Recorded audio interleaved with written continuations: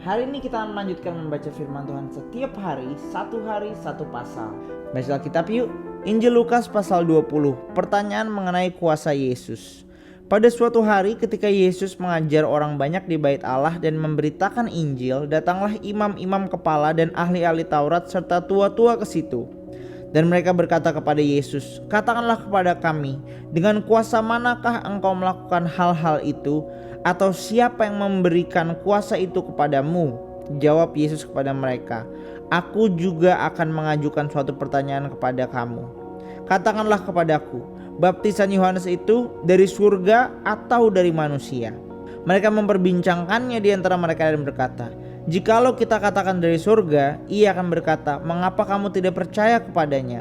Namun jikalau kita katakan dari manusia, seluruh rakyat akan melempari kita dengan batu, karena mereka yakin bahwa Yohanes adalah seorang nabi." Lalu mereka menjawab bahwa mereka tidak tahu dari mana baptisan itu. Yesus pun berkata kepada mereka, "Aku juga tidak akan mengatakan kepadamu dengan kuasa manakah aku melakukan hal-hal itu." Perumpamaan tentang penggarap-penggarap kebun anggur ayat 9. Yesus menyampaikan perumpamaan ini kepada orang banyak.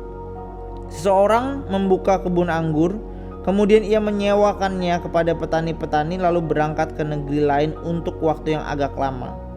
Ketika sudah tiba musimnya, ia mengutus seorang hamba kepada petani-petani itu supaya mereka menyerahkan sebagian dari hasil kebun anggur itu kepadanya. Namun petani-petani itu memukul hamba itu dan menyuruhnya pulang dengan tangan hampa. Sesudah itu ia mengutus seorang hamba yang lain, tetapi hamba itu juga dipukul dan dipermalukan oleh mereka, lalu disuruh pulang dengan tangan hampa. Selanjutnya ia mengutus hamba yang ketiga, tetapi orang itu juga dilukai oleh mereka, lalu dilemparkan keluar. Kata tuan kebun anggur itu, "Apa yang harus kuperbuat? Aku akan mengutus anakku yang terkasih, mungkin ia akan mereka segani."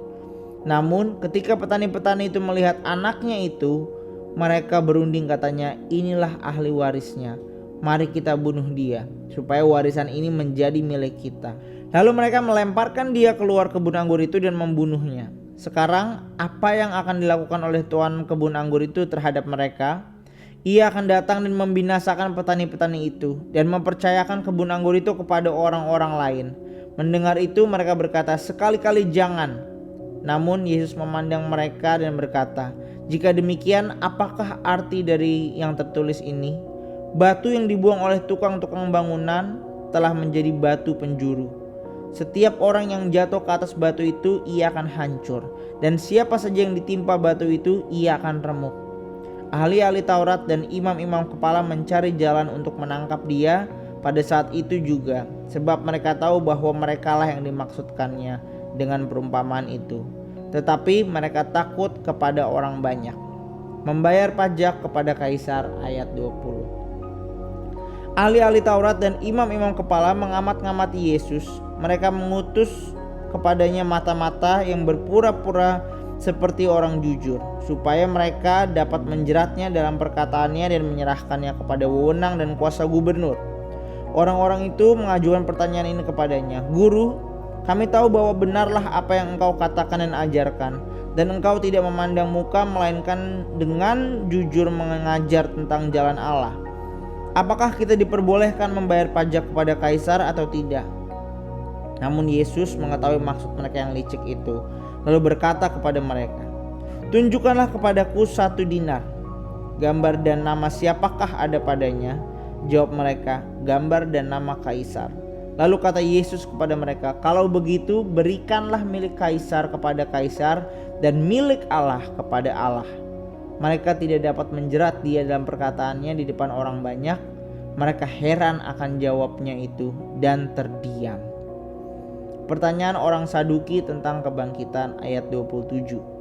Beberapa orang Saduki yang mengatakan bahwa tidak ada kebangkitan datang kepada Yesus dan bertanya kepadanya, "Guru, Musa menuliskan perintah ini untuk kita.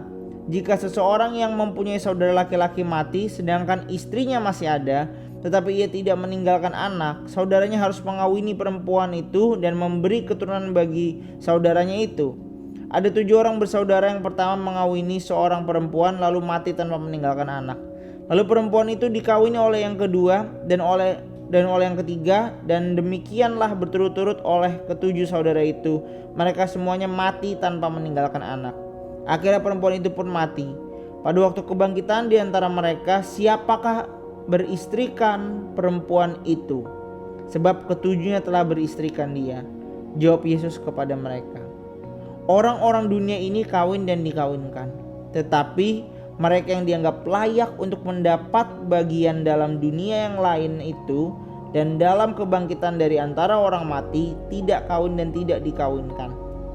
Mereka tidak dapat mati lagi, sebab mereka sama seperti malaikat-malaikat dan mereka adalah anak-anak Allah, karena mereka telah dibangkitkan. Tentang bangkitnya orang-orang mati, Musa telah memberitahukannya dalam cerita tentang semak duri, di mana ia menyebut Tuhan sebagai Allah Abraham, Allah Ishak, dan Allah Yakub. Ia bukanlah Allah orang mati, melainkan Allah orang hidup, sebab baginya semua orang hidup. Beberapa ahli Taurat menanggapi, "Guru, jawabmu itu tepat sekali," sebab mereka tidak berani lagi menanyakan apa-apa kepada Yesus. Hubungan antara Yesus dan Daud ayat 41. Yesus berkata kepada mereka, "Bagaimana orang dapat mengatakan bahwa Mesias adalah anak Daud?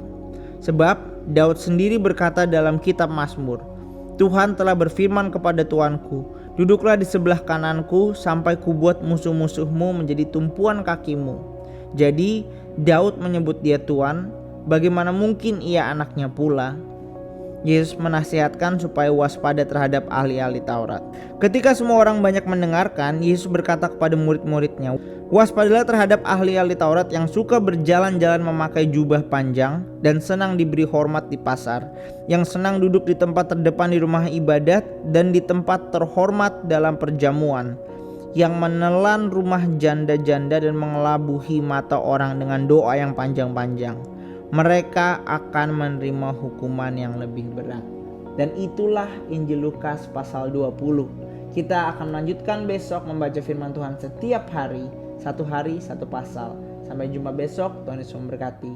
Shalom.